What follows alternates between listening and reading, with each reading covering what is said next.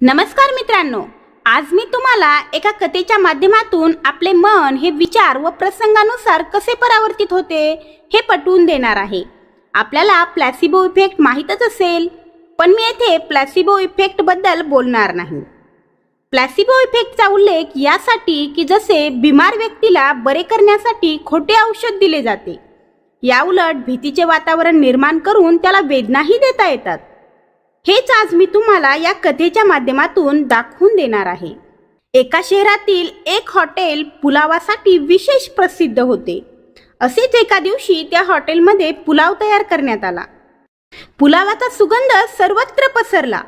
प्रत्येकाच्या तोंडाला पाणी सुटले। सगळ्यांना त्या पुलावाची चव घेण्याची घाई लागली। वेटरने एक एक करून सर्वांना पुलाव वाढला। सगळेजण तो पुलाव खाण्यास सज्ज झाले। एवढ्यात हॉटेलचा शेफ म्हणजे स्वयंपाकी आला आणि सर्वांना सावध करत म्हणाला, माफ करा, आजच्या पुलावात नजर चुकीने एक गारेचा खडा राहून गेला आहे। तो तांदळाच्या रंगाचा आणि आकाराचा असल्यामुळे सापडला नाही। तो खडा कोणाच्याही प्लेटमध्ये असू शकतो, म्हणून खाताना जरा काळजी घ्या। दाढेखाली आला तर खूप त्रास होऊ शकतो।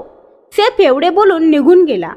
आता पुलावाचा स्वाद चांगला आहे, चव उत्तम आहे, तरी पण खाण्याची गंमतच निघून गेली।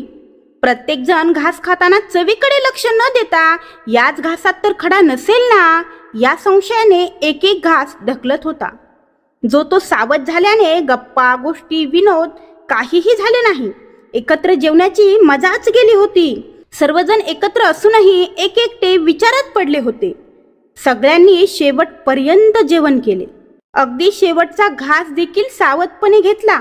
सर्वांनी आपल्याला खडा न आल्याबद्दल सुस्कारा सोडला। हात धुतले तेव्हा एक जण म्हणाला, अरे च्या, कोणालाच खडा आला नाही। मग त्यांनी त्या स्वयंपाक्याला बोलवले व विचारपूस केली। तेव्हा त्याने सांगितले की बहुतेक सर्व खडे काढले होते, परंतु चुकून एखादा खडा राहिला असेल तर आपल्याला सावध केलेले बरे म्हणून सांगितले। सगळे एकमेकाकडे बघू लागले। अतिशय उत्तम स्वादिष्ट झालेल्या पुलावाबद्दल चर्चाच झाली नाही। जेवण करून सगळे अगदी दमले होते, कारण प्रत्येक घास खाण्यातली सहजता गेली होती। सगळ्यांच्या हालचालीची सहजता गेली होती, म्हणून भोजन करणे अगदी कष्टदायक झाले होते। अगदी याचप्रमाणे एका रोगामुळे सध्या आपली अवस्था अगदी पुलावातल्या खड्यासारखी झाली आहे। कोणाला हा खडा येईल हे सांगताच येत नाही। जगण्यातली सहजताच गेली आहे। अगदी मदत करणारा हात देखील कोरोनाचा असेल का? दूधवाला, भाजीवाला, किराणावाला जीवनावश्यक वस्तू घेताना वस्तू बरोबर काय येईल याची जास्त चिंता करून जगतोय आपण। माहित नाही किती दिवस चालेल हे सर्व, परंतु त्या चविष्ट जेवणाप्रमाणे आपले आनंदी जीवन मात्र आता बेचव होऊ देऊ नका।